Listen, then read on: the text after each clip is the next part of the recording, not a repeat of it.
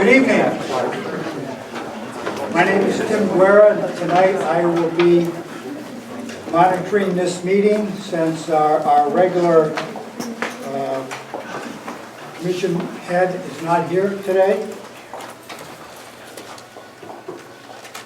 I'm going to call this public hearing to order. We have a quorum, and this meeting is now in session. Would the clerk please call the roll? Anselmo D'Elia, Alan Kravitz, Michael Knudsen. Here. Edward Alvarino. Here. Pamela Fritz. Here. Christine Goupil. Here. Timothy Guerra. Here. Mark Rapuano. Here. Maurice Kirkard. Present. Mary Ellen Dahlgren. Here.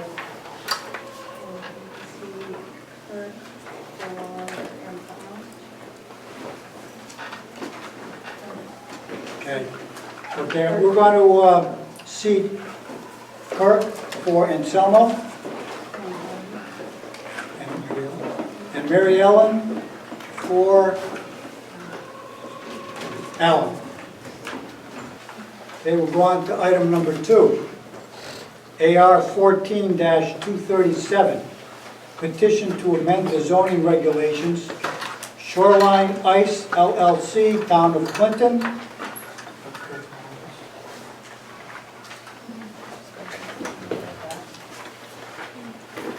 Is there any correspondence?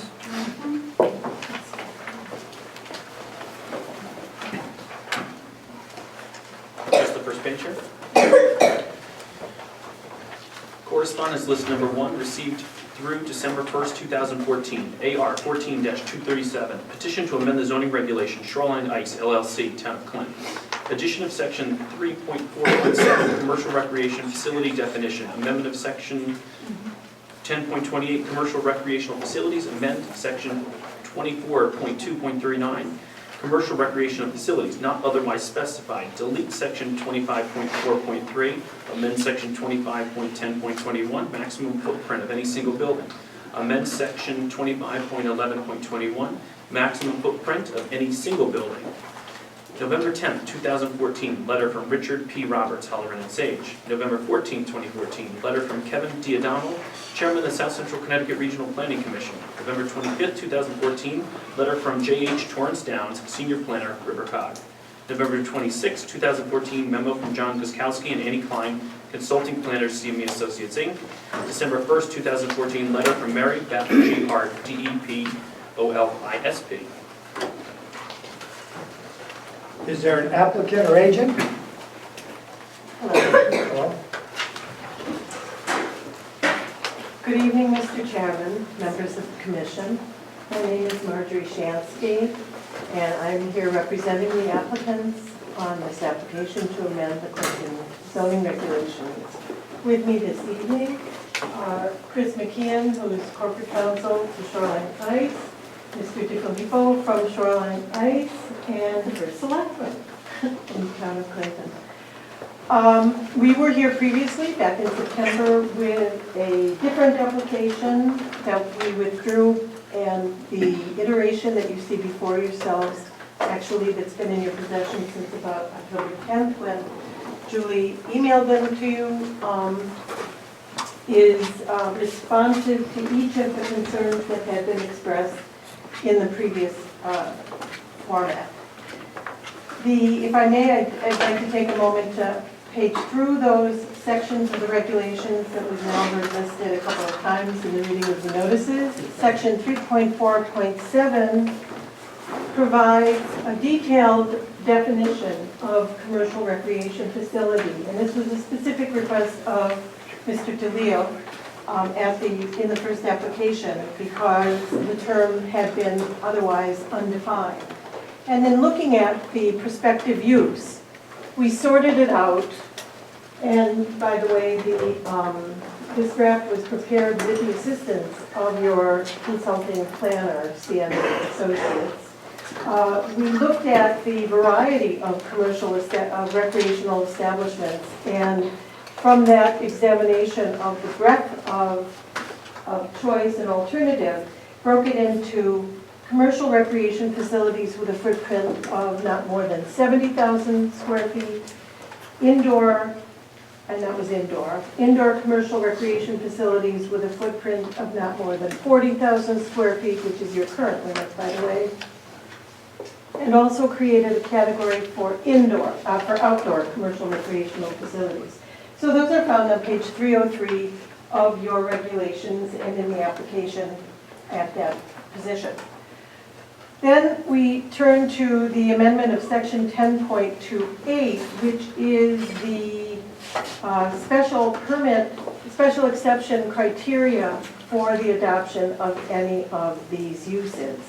So what's very important about what I've just said and about what this regulation provides is that we are here this evening to promote the adoption of a text amendment, but any actual use that would be brought to the city, to the town of Clinton as a result of the adoption of these amendments will be subject to a special exception process. So that will be a time when you will be able to look at the proposed location and all of the operational details that are typical to the commission in the review and approval of special exceptions. Tonight, we're just talking about the text. So that's what 10.28.3 at SEC does, is to set out a set of restrictions and standards against which a prospective application can be measured. And also responsive to concerns expressed by the commission in our last go-round, any application under this section will require a traffic study.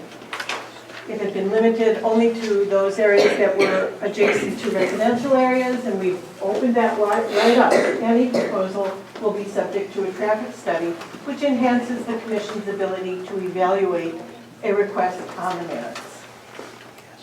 Then we go to section 24.2.39, which is simply introducing these uses into your use chart. The use chart is an existing mechanism. This simply gets those three uses into the chart and provides for how they are measured. You'll see that they all are special exception, and that for the indoor type A, which is the indoor commercial recreational facility with a footprint not to exceed 70,000 square feet, that is permitted by special exception in the IP zoning district only. So we broadened the scope of the definition, but narrowed the locating of prospective uses.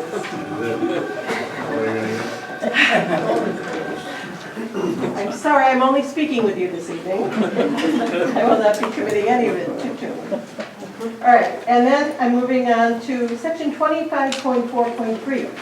This is a deletion from the regulations, and this is in the Halloran and Sage letter. The only aspect that piqued their interest, and it piqued their interest to the extent that by deleting this section, you're deleting the exception for municipal buildings and the 40,000 square foot limit. If, in your deliberations, you were to determine that, gee, we don't want to really hamstring the municipality that way, and you were to not delete that section, that will not otherwise affect what we're doing here this evening. So that would be a simple amendment that you could make on the fly, as it were, or in response to your lawyer's observation. And then looking at the final two sections in the amendment application, 25.10.21 and 25.11.21, again, that is just a place where we are capturing in your existing table how these floor area caps are produced. So, in the application submission, I also provided to you a narrative. And I hope you've had an opportunity to review these materials. But I'll spend just a minute talking about my narrative, because one of the important elements, as you know, in the adoption of amendments to the zoning regulations is to find consistency with your plan of conservation and development. And in my narrative, I discuss, having reviewed that document, that in your vision statement in the October 2007 plan, I'm quoting, Clinton's people come from many backgrounds, but come together in a sense of community that supports activities ranging from youth sports to community concerts. End of quote. That's on page 201 of the plan. Even more poignantly, in section 6, which is titled Looking to the Future, Goals and Policies, at letter C, recreation, again I quote, encourage a wide range of active and passive recreational opportunities that are available to and in convenient reach of residents of all ages, end quote. And I would submit to you that the amendment that's before you this evening the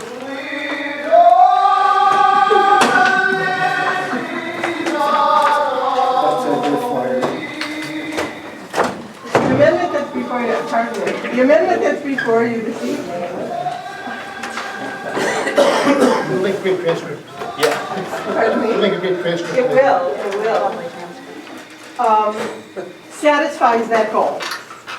And just to recap, before the interruption, encouraging a wide range of active and passive recreational opportunities. This is spot on responsive to the articulation of that goal and policy in your plan of conservation and development. So you have the authority under statute and, I would argue, the motivation under your plan to adopt this amendment. I'd like to spend a minute talking about the correspondences that you received. Indeed, the Halloran and Sage letter, as I've indicated and as you've seen, first of all, says that the revised proposal is a substantial improvement on the prior draft. So we're delighted that Halloran and Sage makes that finding.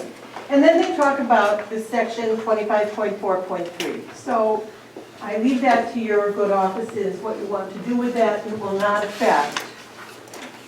And, you know, staff, I'm sure, can just make it so that it doesn't create a confusion on the 40,000 footness as it relates to other uses and retain the municipal exception if that's what you care to do.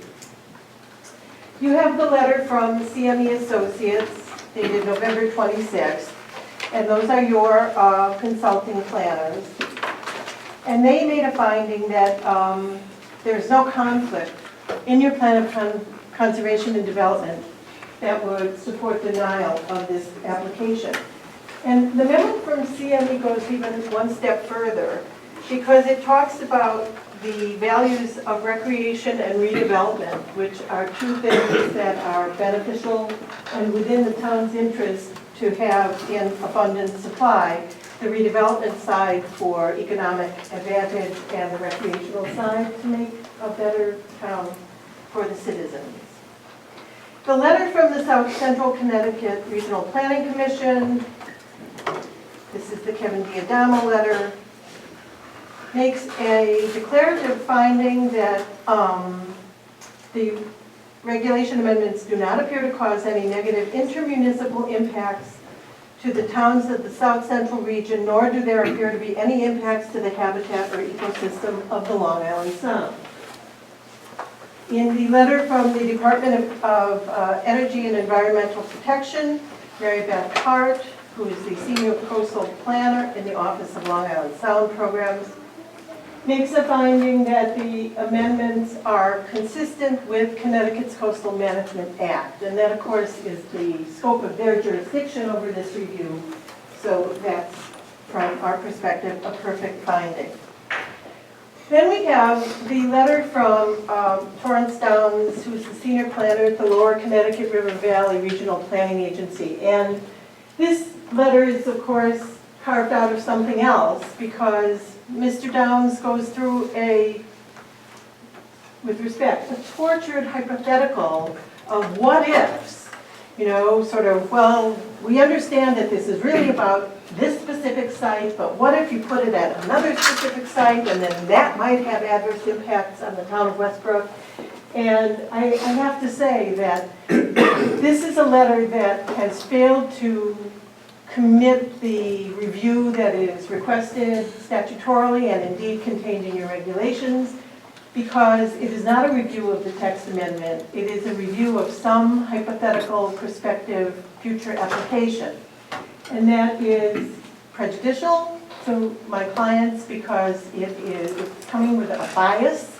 It's coming with sort of a prejudgment.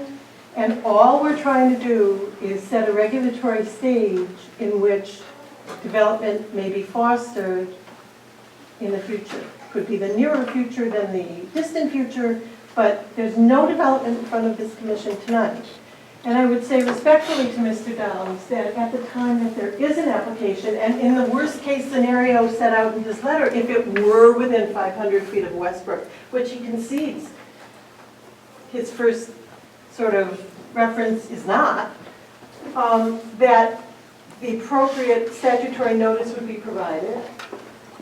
The commission would hold a public hearing at which Mr. Downs, other representatives of the Lower Connecticut River Valley Regional Planning Agency, representatives of the town of Westbrook, the public at large, indeed, is invited to participate and to be heard and to get their concerns before you in the special exception process. And indeed, if there were a decision on that special exception that they would deem adverse to their interests, they can take an appeal of it. So what the due process is and what the fundamental fairness here is that not too much attention be paid to his application of this amendment to scenarios that he deems to be of concern to the town of Westbrook. In fact, if you compare his letter to the South Central Connecticut Regional Planning Agency and to the CME letter and to your own plan of conservation and development, indeed to the autonomy and the relationship that a town has to its own land and to its own citizens, this is a letter which is interesting as to its content, but not probative in any real way, and indeed, I think prejudicial to my clients in its inappropriate reach.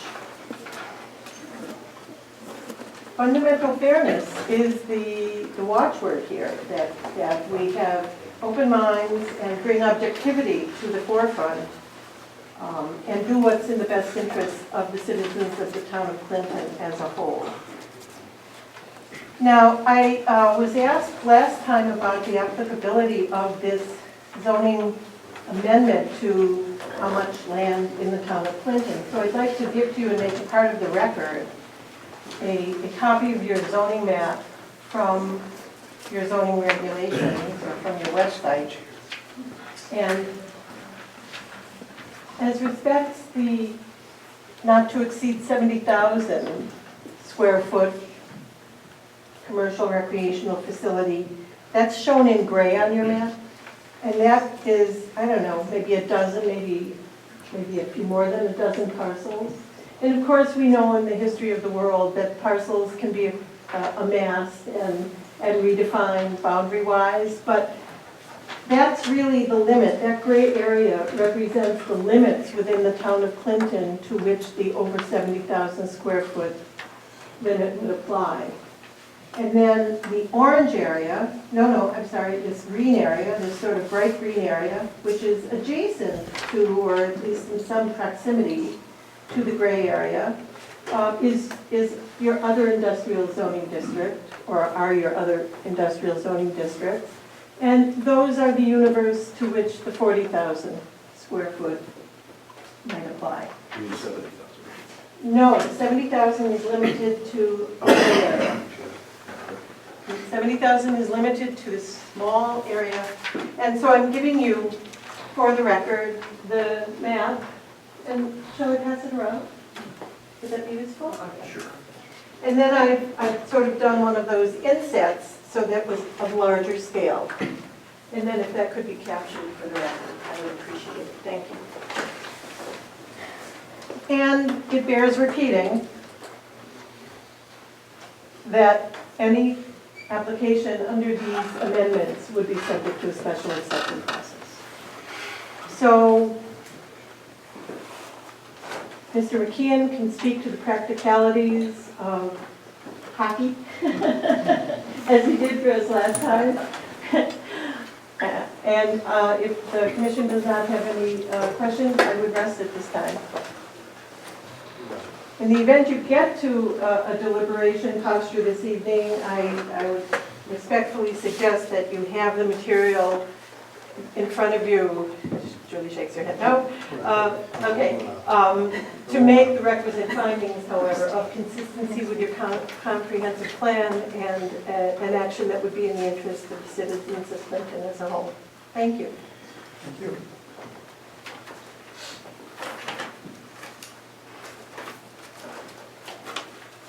Are there any other comments from the applicant? Okay, the hearing now is going to be open to the public for any comments or questions that you might have. If you would like to speak, please come forward. There's a piece of paper here to sign your name and address. And when you speak, please begin by stating your name and address. This hearing is being recorded. As required by law, each speaker must be identified as part of the permanent record for this hearing.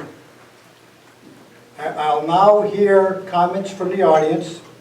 I first would like to have anyone who is in favor of this application to please step forward, sign your name, and repeat it for the record, please. Is there anybody in favor of this application? Somebody's gonna break the ice. You gonna break it before me? You're bigger than I am. You go faster. Willie's the applicant. You're actually the applicant, so you can speak now. I can speak now? Yes, you're the applicant, Oh, I'm part of the applicant. because it's the town of Clinton and your Okay, plans. so I sign it. Willie Fritz, First Selectman, Town of Clinton. This is the second iteration of this language change, text change that we've gone through, working with Shoreline Ice, their staff, our planning consultants, our land use staff. This does not just, it's said recreational use, but when you go to the table of uses, this also applies to other properties in town, which we have prospective developers looking at now. They will still need a special exception, but it's not tie their hands to 40,000 square feet. So again, I go back to what I said at the last public hearing. We want to be proactive to bring in economic development, jobs to the community, not just with the skating facility, but with other opportunities on the same types of properties within this community to grow our economic base, to bring the people into town that are working here that are spending $5, $10 a day. That's what really drives our local economy. And jobs drive our local economy. And I remember when we were doing the IDZ committee, you know, the talk is always a destination, a destination, a destination. A recreational facility like this, or like North Branford has with the Sportsplex, or Northford with the Twin Rinks, that's a destination. People come from all over. My little brother Dave took his 7-year-old down to the Ingles Rink yesterday, 7 in the morning to play a hockey game. 7-year-old kid. They come from everywhere to that town to play. They go to Northford, they go everywhere to play. Whether it's hockey, soccer, baseball, football, basketball, as our planning consultant said, recreational facilities, build our community, it's an investment in a community, and I think this language change is vital to the growing of this community and growing of jobs in this community, so I hope you support it. Okay, who's the first person? Chad. Michael Tanner? Michael, Yep, come on up. would you please come up and just again state your name and address for the record, please? Hi, I'm Michael Tanner, 6 River Road. I own a small business here in Clinton, and I'm here tonight to support the hockey rink. I think it'd be great for this town and the kids in our town, and to just to support the economy. Thank you. Mr. Chairman, just to make clear, this is a text change for a wide variety of recreational uses. It's not specifically for an ice rink, so if you sort of generally making comments about the importance of recreational facilities, it's not necessarily about the ice rink specifically, since that application is not in front of us. How you doing? Excuse me. My name is Monty Wayne, in favor of the ice rink. I have 2 little daughters. Chairman? And, Would you make your comments based upon the actual application? This is not specifically for an ice rink, so just generalize your comments that you would be in favor of this type of Okay. development. I would be in favor for this development. Okay. Thank you. Yeah. Patrick? Patrick? My name is Patrick O'Neill. I live at 70 Killingworth Turnpike, and I would be in favor of this amendment process. Thank you. Chris Anaskovich, 28 Benbell Road, Clinton, Connecticut. In favor of this, as it would bring more sports activities into this town. Margaret? Oh, no, I understand. Hi, Margaret Sullivan, 10 Liberty Lane, and I would be in favor of this sort of development.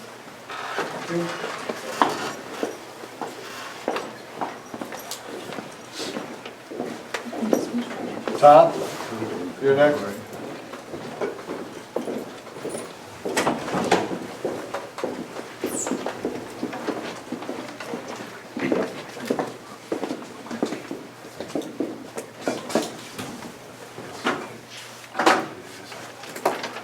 Tom, you go. Hi, my name's Tom Fasino, 92 Carver Hill Road, Clinton. As Willie said before, this is good for business. This is the kind of project that kids, families travel to town every day. They stop to our local stores, they fill up with gas, they stop to the subway, they stop to our mall, puts people back to work. This is what stimulates our local economy, helps our businesses, helps everybody. And as businesses do better, they add on, they bring more people on, we stimulate our tax base. And that's what it's all about, our property tax. This is a piece of property that's not bringing in any money right now, that I've been told it's going to bring in $100,000 a year, along with helping all the other businesses. And this is I keep hearing over and over, a recreational facility funded by private funds. This is a project for the whole community that will help everyone out, and it's a very popular project in the community. Everybody likes this kind of business, to bring people in, keeps the kids off the streets, helps the businesses out, and this is the kind of project that I feel is a win-win project for everybody. We're not talking about projects, sir. Okay, well, this is the kind of business that will help the whole community out. A nice, clean, recreational facility for the community. Thank you.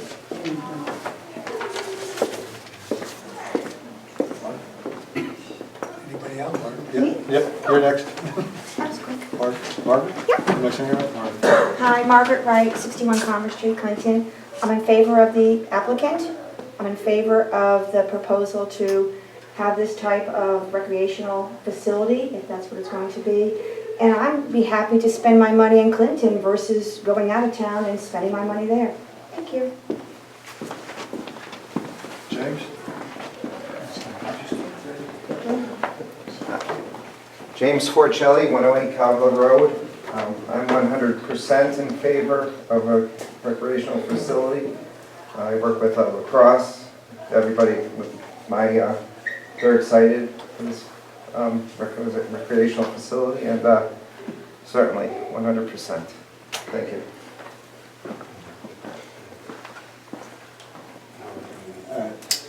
There's no more That's it? so far. Is there anybody else that would like to speak in favor of the application?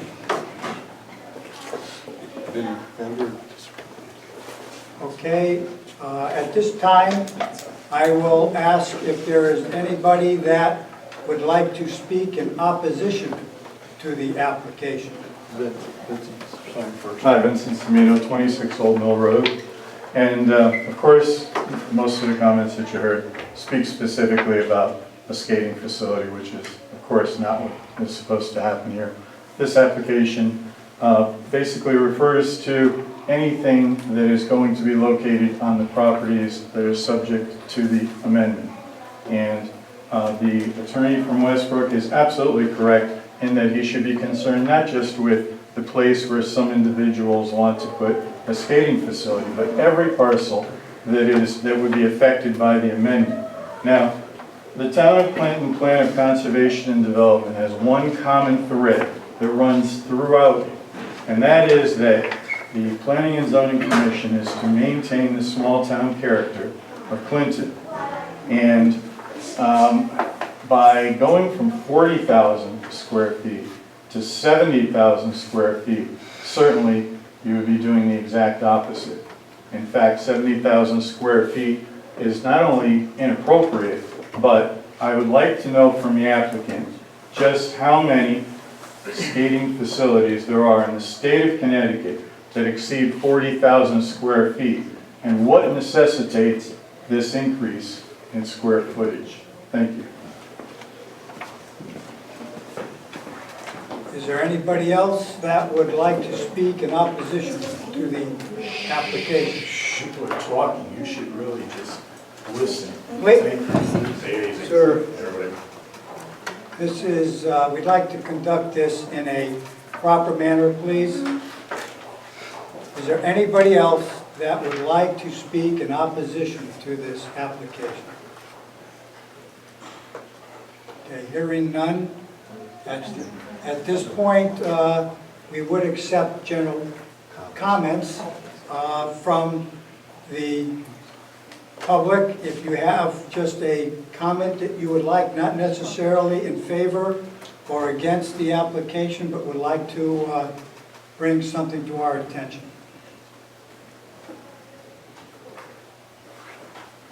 Yes, ma'am. My name is Joan Wade. I live on Martin Drive in Clinton. Now the traffic going up to that rink, that road is real skinny. Excuse me, this is not an application for a specific purpose. This is for an application to extend application to a particular property. It's not necessarily an application for a skating rink. So please keep that in mind. We are not taking comments about a skating rink. All right. Why are they already doing work up there, bringing fill and everything in? There's trucks up there all the time bringing stuff in. I can't comment on that.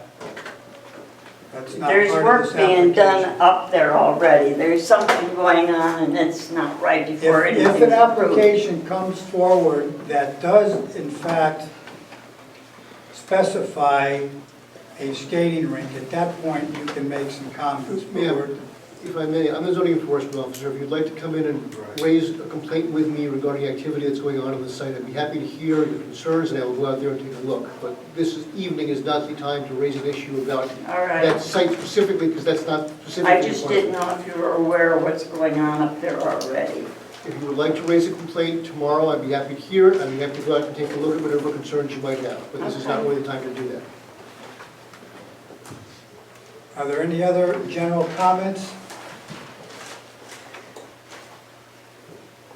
Is there any comments from the commission that you would like to present at this time?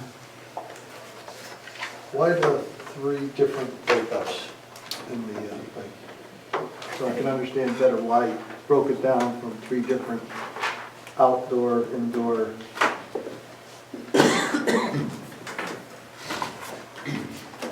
In the low-hanging fruit answer is that there was immediately an interest in having indoor and outdoor separated, because there could be an outdoor facility that would not have much of a structure associated with it at all, but that would still need to have review by the commission. So we get from no definition to indoor and outdoor sort of just at the beginning of the conversation.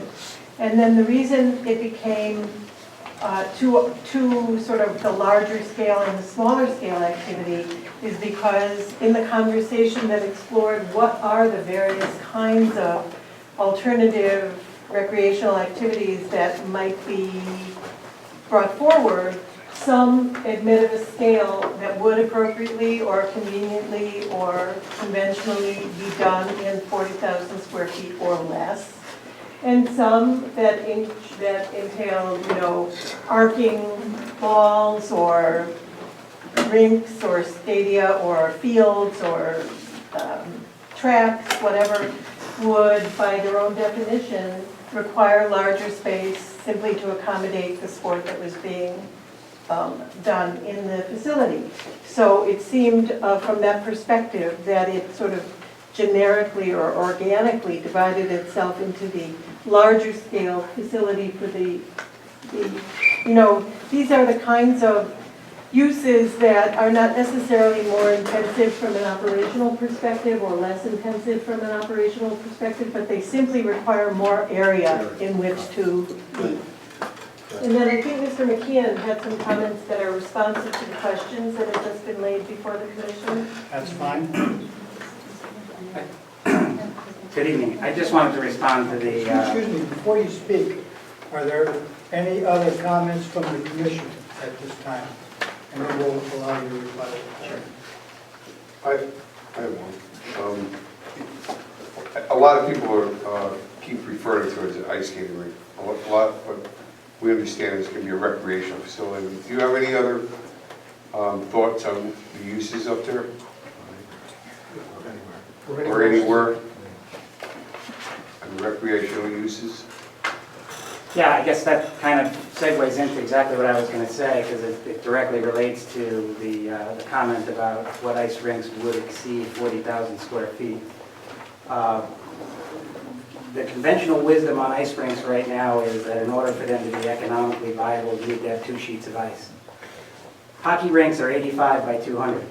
Okay, that's 17,000 per ice surface. That's a total of 34,000 just for the 2 ice surfaces.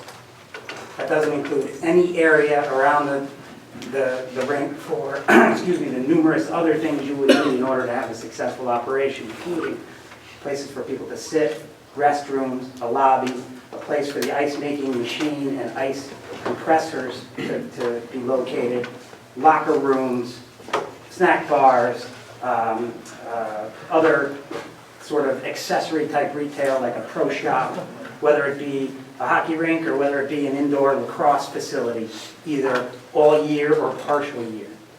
So the flexibility of an operation like that requires a building that exceeds 40,000 feet. And the flexibility, not just in terms of being able to have 2 rinks operating at all times, if you are talking about a hockey rink, but in certain times of the year to not freeze the ice. I think it costs about $110 an hour to keep ice frozen without anybody even skating or working there.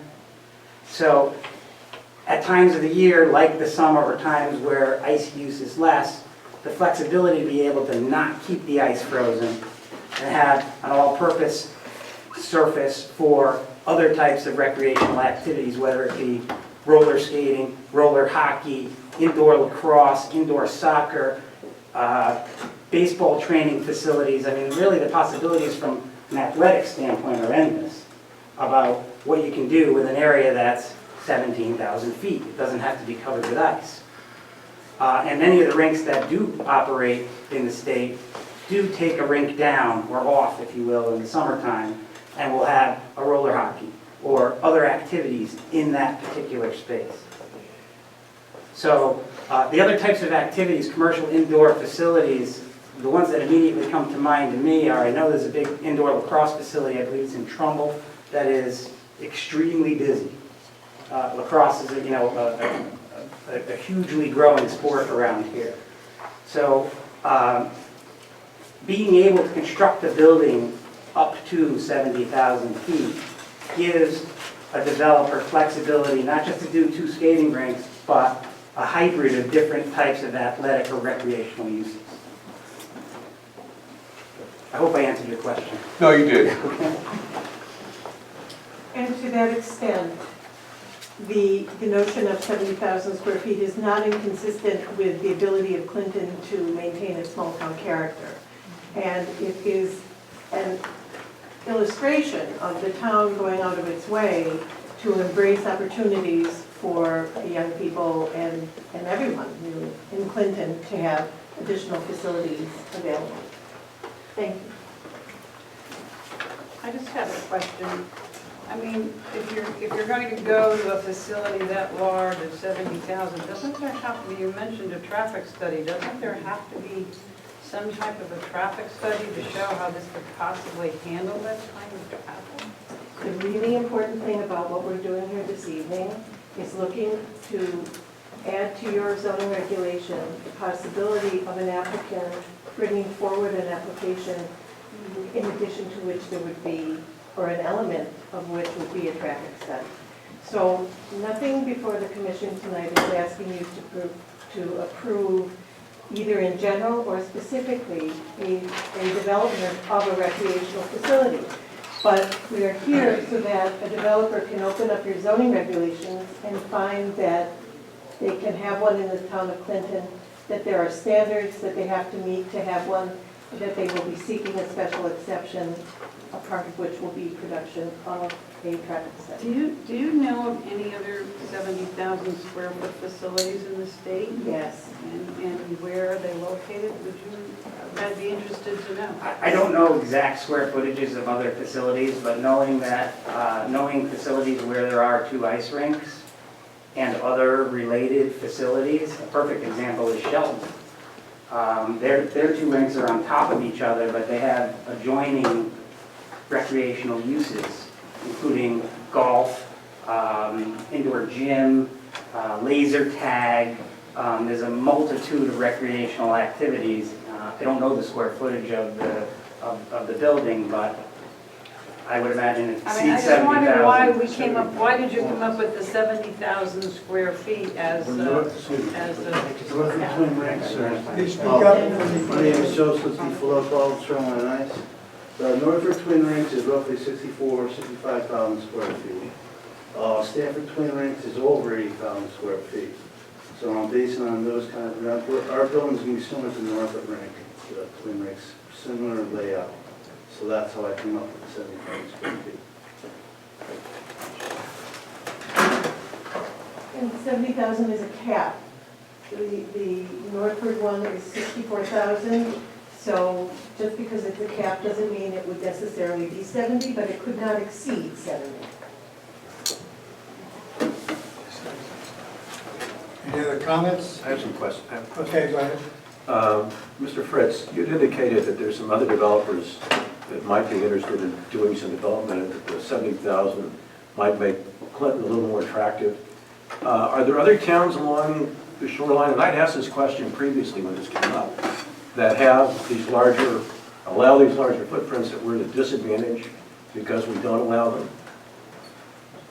We have one developer potentially right now on Old Post Road that is looking for, there was a 180,000 square foot building there that collapsed, which he cleaned up, which if he was able, if he was to rebuild the entire 180,000 square feet, he wouldn't have to come to the zoning board. But he doesn't need 180,000 square feet, he maybe needs 50 or 60.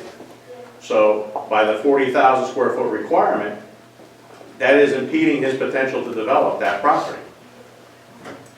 Well, I believe he is permitted to rebuild up to 118,000. 180 was the 18 or existing. 80? 180.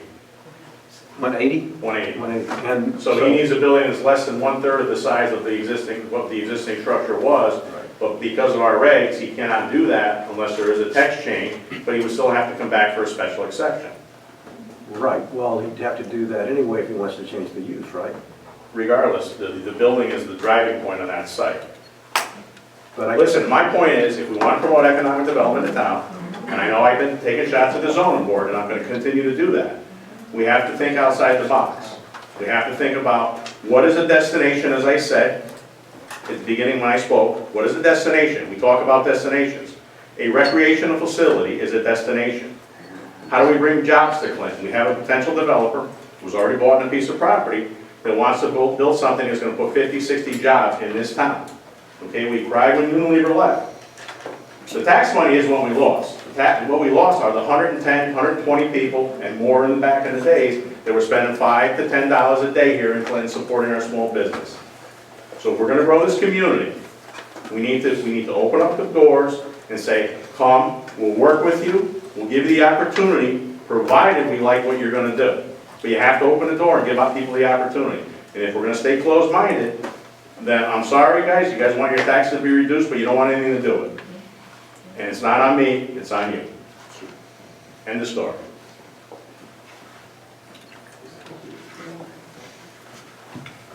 Vince? Thank you. Barb? I'm sorry, Mr. Go ahead. Okay, I specifically- you're not allowed to speak right now? Well, there was no information that was just provided. I'd like to comment just on. Excuse me, You have to be recognized by the chairman. the commission is still, We're still speaking. still speaking. Is there anybody else that would like to make any comment? Well, I would just like to say that I've heard Mr. Fritz make more than one remark about the Planning and Zoning Commission, which I have to take some exception to. I think we do want to grow the tax base in this town. We do want to see commercial development, but that doesn't mean we want to see everything, every place. We certainly don't want to see 3 people on the Board of Selectmen being able to decide on their own any place on a town property, which Mr. Fritz has proposed. Well, I don't think that is relevant. But whether it's relevant or not, the fact is that if we're going to build the tax base, we do need to see where we are competitively with other towns, and I haven't heard anything that says that we're at a competitive disadvantage with our current. If we are, I'd like to know it. And I asked that question when this came up previously, and I don't think it's been answered. At least I haven't seen that. Are there any other comments from the commission? I had a question about our 2511.21.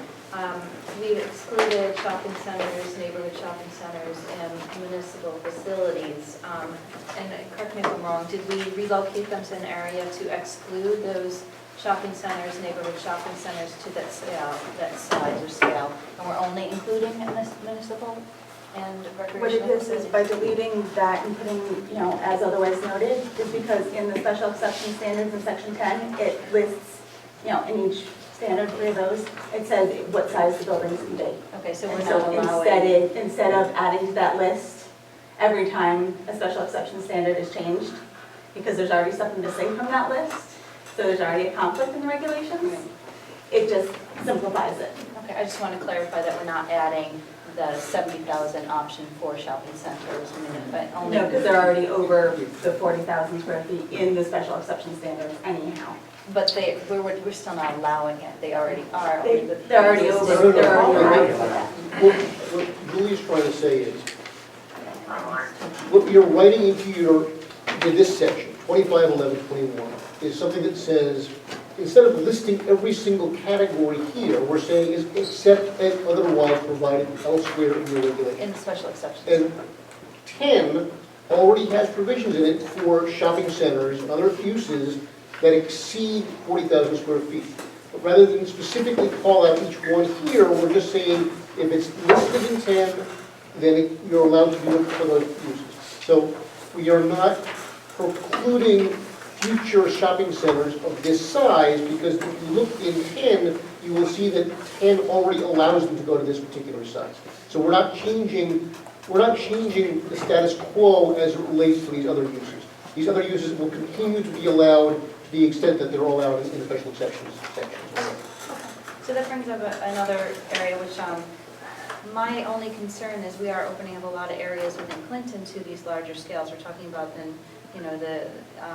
our industrial zone on the south side, the west side, and that previously did not. Only the IP. Only the IP. Okay, I just want to make sure. It's just IP. You had shown the map and you're specifically pointing out, and I just want to clarify what on the map you're pointing out for. I was pointing out, and this was responsive to Mr. Carr's question in September.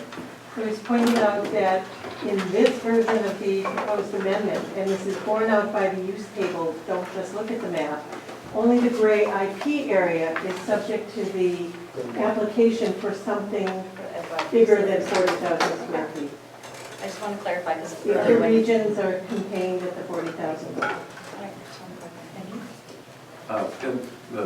For full disclosure, I'd just like to pass out some of the homework I've done regarding recreational facilities, including ice rinks. And this is from the Recreational and Parks Association that determines standards nationally for how many different kinds of recreational facilities you need for different population sizes. And Basically, it says that for an ice rink, as an example, and I'm sure it would pertain to other facilities as well, that 22,000 square feet is the standard, and that's for up to 100,000 population. I've also done some mapping to give you some idea of how big an area 100,000 and 200,000 population is from where this rink, from where Clinton is, to give you an idea of what that's, how big an area you'd have to pull from.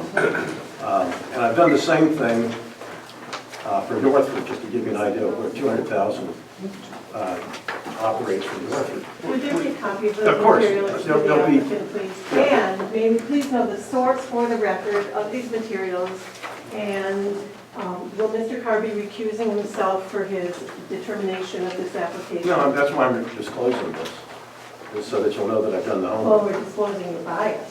It's not a bias, I'm just saying this is the information. I want to say something, Mr. Carr. I grew up in Connecticut, and I just want this for the record. I grew up in Connecticut, I grew up in West Haven. West Haven, we had an ice rink. There's ice rinks in Hamden. We used to go to the Coliseum, New Haven Coliseum. For a child growing up, we always had ice rinks, everywhere. And just for your record, do you know the population of North Branford?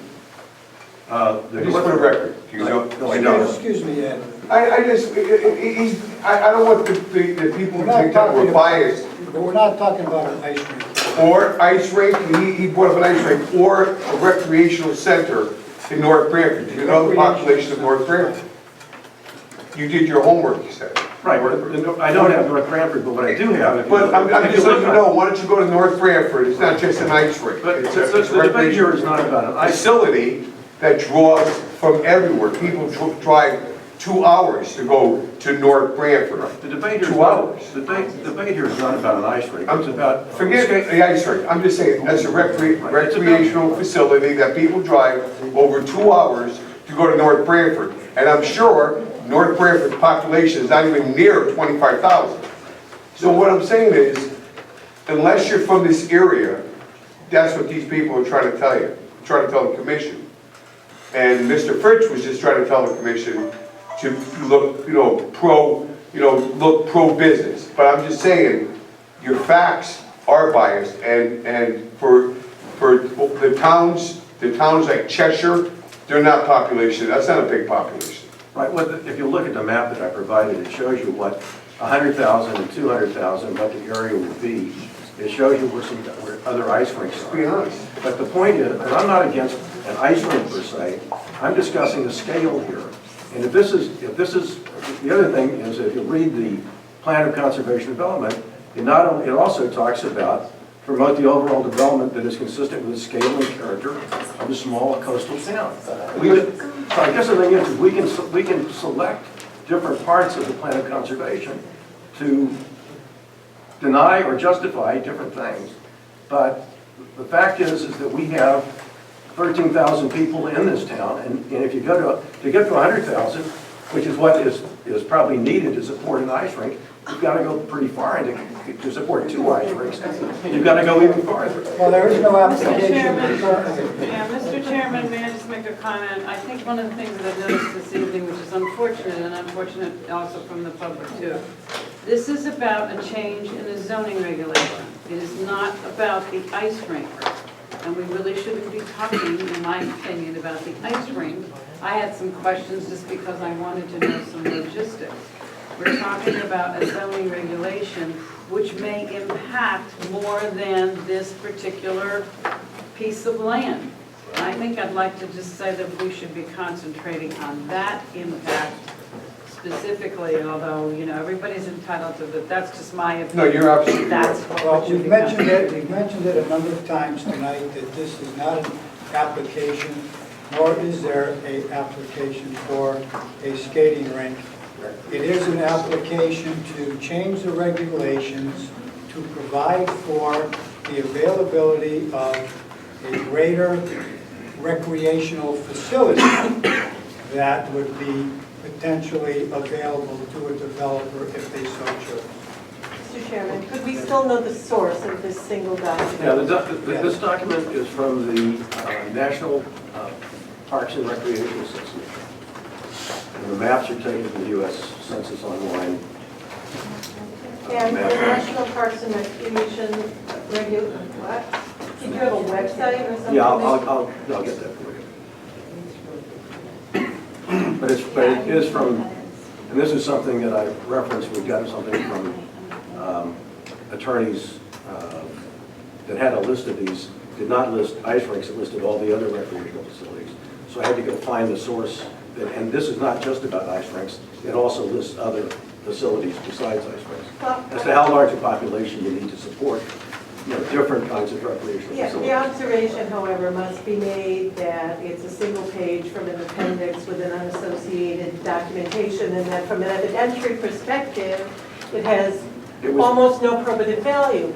We have a market study that was performed that for some abstraction of an actual use that we're not talking about tonight, that there is adequate population and interest, indeed to support what's being requested here to set the stage for in your zoning regulation.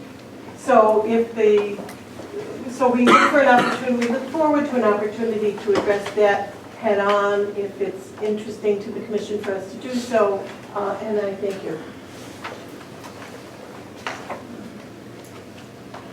Are there any other comments at this time? We'll have one more comment, Vince. I would only like to comment on new information that's been provided since I was allowed to speak earlier. But, Mr. Alberino, I think that Mr. Carr wasn't talking about the appropriateness of a 70,000 square foot.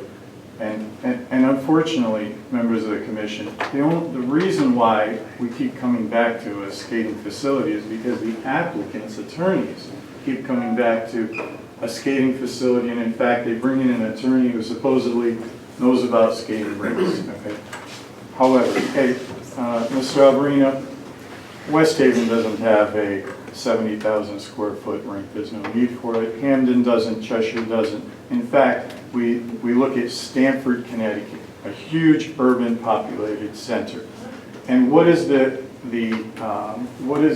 competition for Northford? Well, Northford serves a region. There are 100,000 people in the immediate, you got to look at all New Haven County, I guess Middlesex County, I guess that would be the closest. But there was a plan that was looked at some time ago in Westbrook. As a matter of fact, the applicant uses it in their business plan. And it was studied whether or not it would be feasible to place a single rink in Westbrook right next to us. I prefer not to discuss a rink at this time. We're not here to talk about ice rink. If you want to talk about a facility that is recreational in nature, that's fine. Fine. A facility that's recreational in nature. And based on, after that study was done, they decided it wasn't worthwhile. They did not go forward.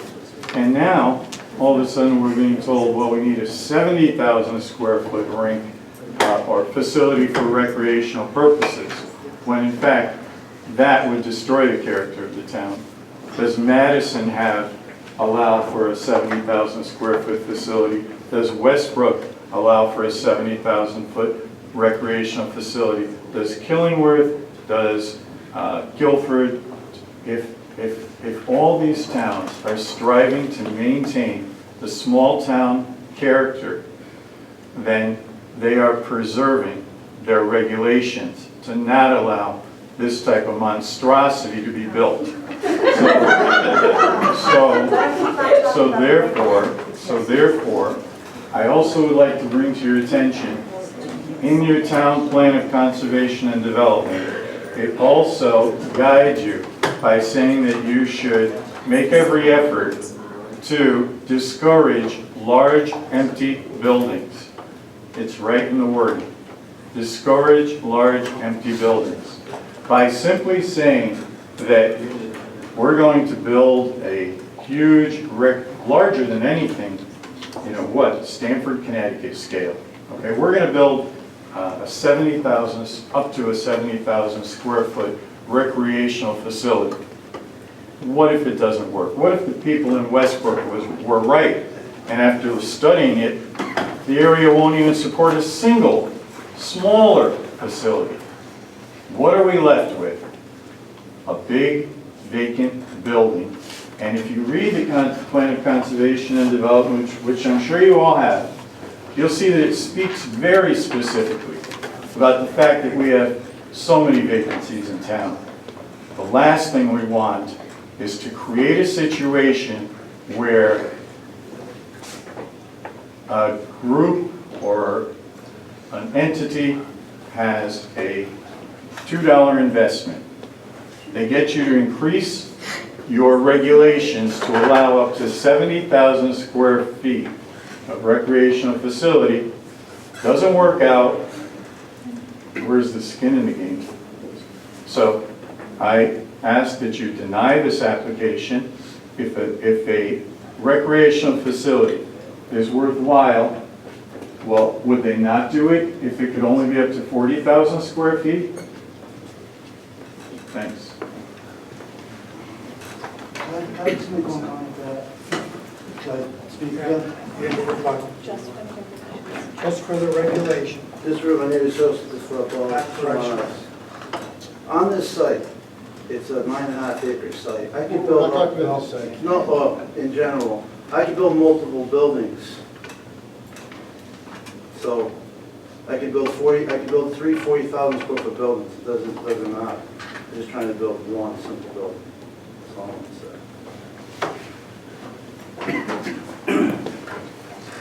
Is there any other information? I'd just like to ask one more question. The attorney for the applicant, can you just give me some more examples of what types of facilities would be covered within that? You know, we keep hearing about one specific type, but just, you know, in general, what types of facilities are we talking about? Kind of activities? Facilities, activities. Some of those are enumerated in the application itself, or in the text itself.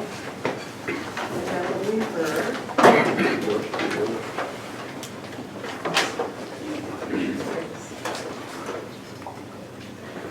Indoor pools, indoor sports fields, indoor running and jogging tracks, indoor gymnasiums, indoor archery ranges, indoor shooting ranges. Those are in the larger scale. In the more modest scale, arcades, laser tag, indoor rock climbing, roller skating rinks, indoor play skates, and skee ball. Well, I'm sorry, what was the scale for the larger, or the smaller scale for the? Not to exceed 40,000, which is your existing scale. This is really about creating an opportunity for something that exceeds 40,000. 40,001, for example.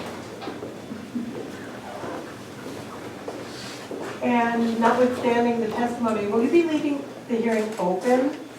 In which case we would submit materials that are responsive to some of the somewhat not directly relevant testimony, but we would augment the record, or... Are you asking to have this continued?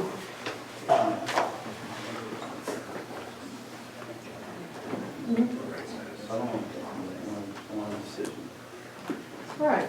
No, thank you. Okay. And in that respect, then, I would say that, or repeat, that the contrary information or the erosive information provided by Commissioner Carr is not directly to response to what's requested here. We're just talking about a text amendment.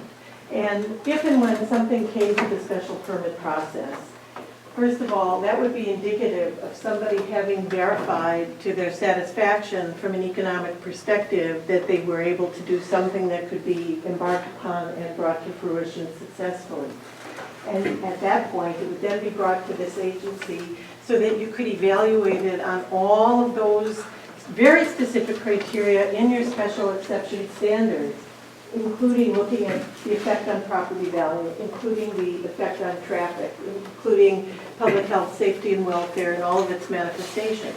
So this is just the first step. And without this first step, there is no second step. So we can either march together into a future that promises to offer opportunity. Nothing specific, opportunity to evaluate specific things that are given rise to as a result of this regulation. And so with that, and as I said before, you have the requisite information in front of you to enable an affirmative decision on this request to amend the Clinton zoning regulations. And I thank you for your attention. Thank you. Okay, if there's no more information or comments to be submitted, I would entertain a motion to close the public hearing. Motion to close the public hearing. Second. All in favor? I know. All against? Any abstentions? Okay, the public hearing is officially closed.